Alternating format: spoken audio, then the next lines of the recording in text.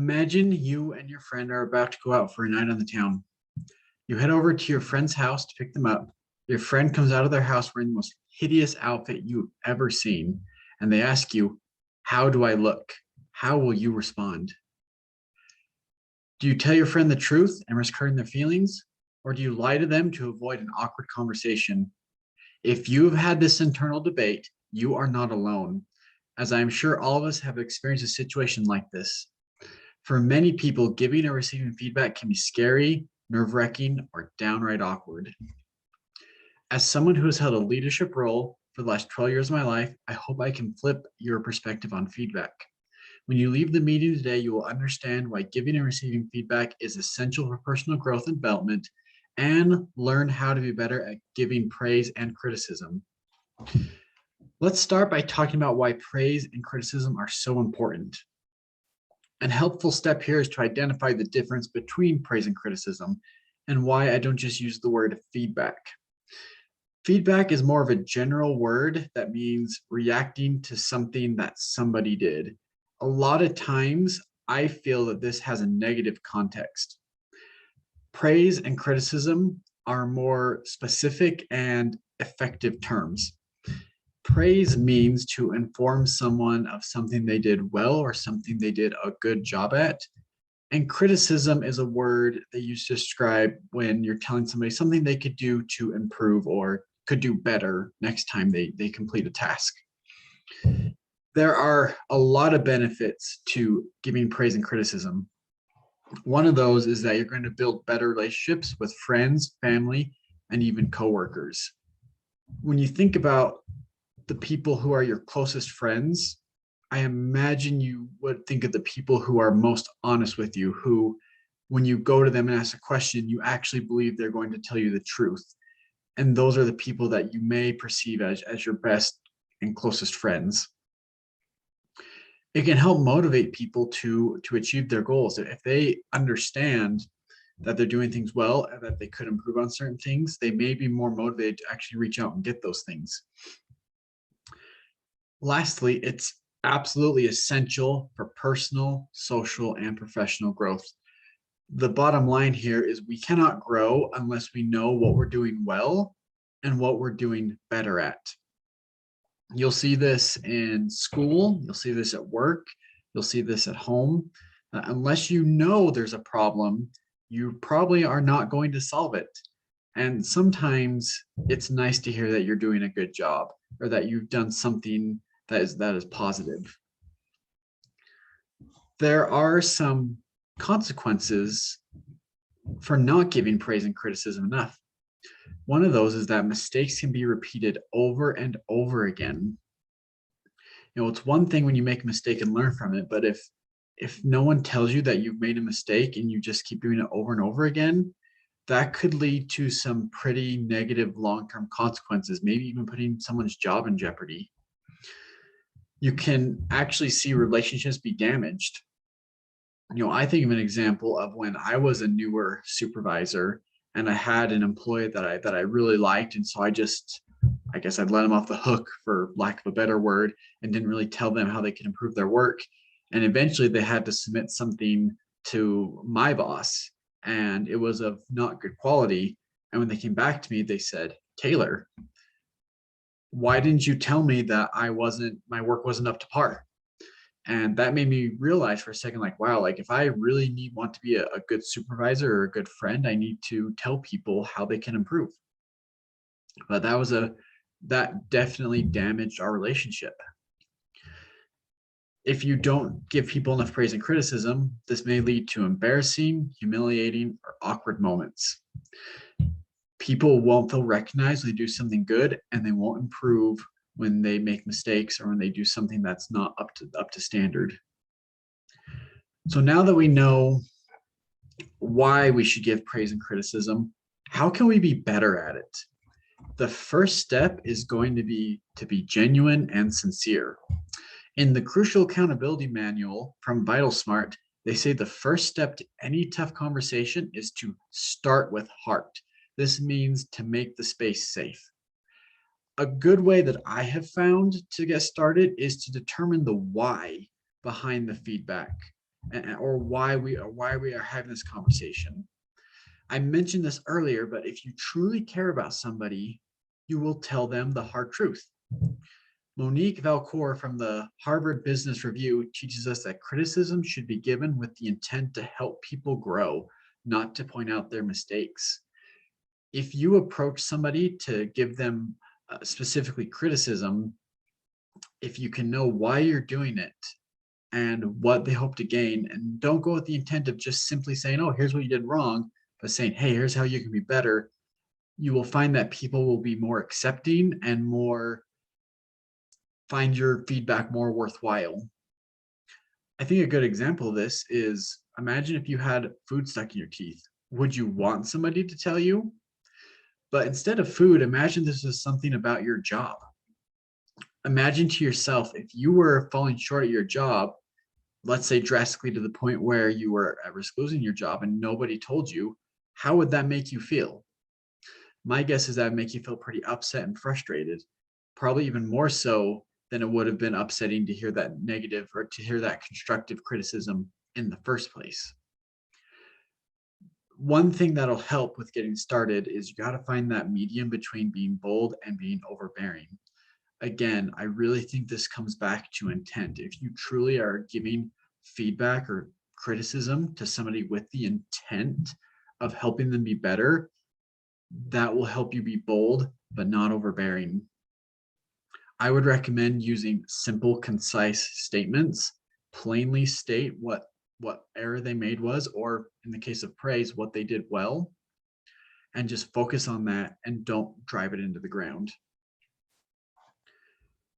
A few more specific steps to help you be better at giving praise and criticism is to be specific, direct, and timely. You want to give praise and criticism as close to the event as possible. You need to be timely, but you need to choose the appropriate venue. So if you just watch somebody give a speech to a crowd of 100 people, you probably don't want to jump up and critique them right after that in front of all those people. Instead, find an office space, find a room, go outside, and give them your honest thoughts. One plug-in for praise right here is you want to be giving praise as often or more often than you're giving criticism. And the reason for this is that if the only reason you talk to somebody is to tell them what they've done wrong or to give criticism, then they're going to form a very negative opinion of you.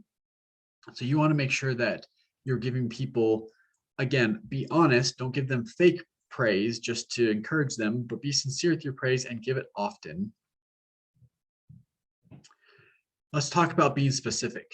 In a TED Talk, Dr. Leanne Renninger states that we need to be as specific as possible in giving criticism. A good tip here is to avoid words such as always or never, those blanket statements that aren't truly accurate. You want to rephrase statements such as, you have a problem being dependable, to saying something instead, hey, we agreed that you would have this project done by today. Did something happen? You want to gather dates, times, events, or any other fact-based information going into the conversation. Again, give as specific, detailed criticism and praise as possible. Think about, let's talk about giving praise in this case. If you just tell somebody, hey, you did a good job, that's not super helpful. But if you say something along the lines of, hey, when you were giving your presentation, I thought that the way you structured this slide was very well informed and was outlined clearly and portrayed the message accurately. That is good praise. Let's talk about being direct.